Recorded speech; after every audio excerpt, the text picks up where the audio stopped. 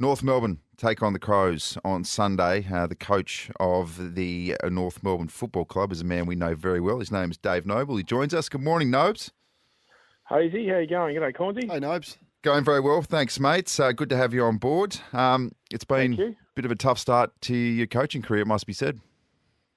Yeah, purely from the numbers perspective it is. When you put it all up in regards to wins and losses, but there's a lot of work that's gone in behind the scenes, mate, to establish, I guess, some protocols and direction that we want to take. There's a lot of moving parts for us with a shift in numbers. Games sort of shifted a little bit. A few injuries that probably haven't helped us. But we certainly have got some really clarity and direction that we're working towards, no doubt.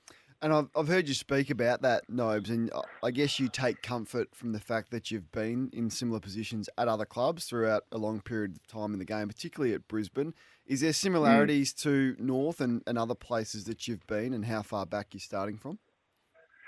Yeah, there are, Cornsey, and no doubt. And I think, over the journey, I think one of the things that becomes really important is that you have a clear direction that everybody understands, particularly internally, that, there doesn't end up being any cross-communication. There's no misunderstanding of where we're going, how we want to play. And look, there are some elements that, that we have to continue to get better at. There's no doubt about that. But there are some other elements within the game that we've been working pretty hard at to implement. Now, whilst we only see those, sporadically through some of our games, they're certainly the aspects that we've got to grab hold of and continue to grow. So those areas of improvement, what has disappointed you? Is it been the drop-off in intensity late in games, or is there something that you thought we may be a little bit better and a bit more competitive in that space? Yeah, they're absolutely the two fundamentals, aren't they, really? It's the competitiveness and the level of intensity and effort that you need to bring on a regular basis. Some of it for our younger crew, the Tommy Powers, the Charlie Lazzaros, the Will Phillipses, even the Jack Marnie, in his second year. I mean, they're big education pieces for those guys. Some of the younger crew didn't play footy last year, so they're coming from a fair way off. But the experienced guys is definitely, we need a certain level of combativeness and competitiveness in our game on a regular basis, and that just hasn't been there. So that's been really disappointing. No, the loss to the Bulldogs would have stung, no doubt. A situation like that, how much do you dwell on it, do you work on it, and what's the mix between concentrating on the week before a loss like that or moving on pretty quickly? Yeah, I think we dwelled on it a fair bit, Hazy. I think you need to. I think you need to understand the impact that has with our fans and our members particularly. I think we cannot walk away from something like that and go, well, it's not one of those ones that we were able to review. We did review it to an inch of its life in regards to what we didn't bring, particularly first and foremost. And then, what we did for those periods within the game. Larky's goal or turnaround goal, we're sort of 5 points in it, sort of flattened everyone, and that's just not acceptable. We can't just be conditional to a point where when something goes against you, because there's 22 other guys out on the field that are trying to control the game, we need to be able to stand up in those moments and fight back. And for that next sort of 3 or 4 minutes in that second quarter, Bulldogs scored, went back to centre bounce, got the next one out and scored. So we have to be better than that. I was listening to your comments just prior to the game against the Bulldogs, and I'm paraphrasing here, but basically you said that the players had guaranteed you a level of effort and what they were going to bring on the day. I think I'm correct in saying that. Then when they don't deliver that, what option do you have to go to? Like, what's the next lever you can pull as a coach? And I guess the only thing is having selection integrity, where if you say you're going to do something and you don't deliver, you will be punished with your place in the side. Is that accurate? Yeah, absolutely. It's selection and training. They're the two fundamentals that, crikey, that they haven't changed, have they, really? Your ability to get back to the level of intensity that you need to deliver. If you can't deliver it on games, then we need to be able to understand and deliver what that looks like in training. So whilst we have to be mindful of the numbers and all that type of thing. There's certainly a manner in which we have to understand how to train, and when we do, we bring you generally, as a rule, you play the way you train. That old adage still hasn't changed, and so therefore that's the second lever that you've got outside of selection. The slight difficulty that we'd like to have with the injuries aren't an excuse for that performance. What low injuries allow you to do is to have internal competition from underneath. So in your VFL, it would be nicer to have a bigger group that's playing better to provide more heat, for selection underneath. I think that's what a big impost is for teams that end up with injuries. So can we expect, that being said, how many changes could you expect to make against the Crows on Sunday? I know your team won't be announced until tomorrow and you don't have to and you're not required to release it, but what are you thinking there in terms of changes? It's sort of a combination as to who we, will persist with to continue to, putting games into them is right with some of our younger guys, but a couple of the injuries with a couple of experienced guys have probably hurt us. So our willingness to sort of cut hard and deep might not be as dramatic as maybe what we were thinking earlier in the week. We've got two guys that are available in Aidan Bonner and Luke McDonald coming back, and we've lost Jed and Jared to injury. So we certainly put a fair bit of scrutiny on that. But yeah, we might have 3 or 4 or 5 changes, mate, going forward. Would one of those be R2, Bosanavalagi, if I pronounced his last name correctly, from Collingwood, one player you picked up in the trade period? How close is he getting? Yeah, really close. We've had a lot of discussion, about R2 this week. He's been working with Gav Brown and Lee Adams really hard on the back half. We've had him sort of in half-back back pocket with his use of the ball and his speed and his competitiveness. So, but yeah, he's certainly in the frame this week, no doubt. Nobes, is head coaching what you thought it would be? I mean, you've in previous roles had the best seat in football clubs to know what it would be like, but officially in the chair, is it everything you expected? Yeah, it is, Hazy, and some. There's no doubt until you get in there, you're not 100% prepared. I think when you get into it and the detail, I think that now is your responsibility to make sure that everything's functional, from game plan to player reviews and individual reports and line coaches, and so it's pretty much 90% in the bucket that I was expecting. Paul Roos, having someone like that to lean on, what's that like? Been great. Yeah, Roosie comes in a couple of days a week, sits in the box, does an overall review for us in regards to the direction. Come from Sydney being an successful cultural environment to Melbourne, experiencing the same sort of, I guess, growth and development that we're going through. So to be able to have Roosie as a sounding board has been terrific. So great to be able to get challenged, in some of our thinking with the direction that we might want to take versus some of the thoughts and processes that he's been through. So that's been a great attribute for us to have.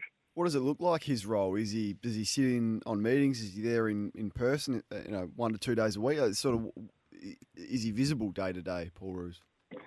Yeah, absolutely. Yeah, he's here a couple of days a week, so he'll do the post-game Monday review. He's also involved with our leadership program as well with Jared Murphy. And then Roosie will also do like the main session, so he'll be in today and then he'll sit in the box. So he's got that 2 days during the week with us, face-to-face, and then he's with us on game day as well. One of your key recruits in the coaching structure also was Heath Uni from the Crows. It happened late, but so impressive we get to speak to him from time to time. How's he fitted in, and does he have senior coaching aspirations, do you think, Heath?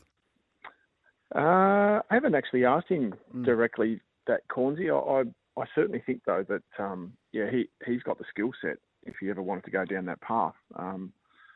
For sure, in that space, his direction, his monitoring, his layering of education for us has been crucial. The way that we construct our meetings, Heath will have quite often the final say on the delivery process and the learning structure that we need to put in place to make sure that our guys have got clear message, going in and out of the meeting. So what the key review points are, what the takeaways are. So yeah, he's big for us in tracking what we're doing from an education and a review process to make sure that we've got real clarity on what we're delivering. Against the Crows, you I suppose surprised about their early season form, Nobes?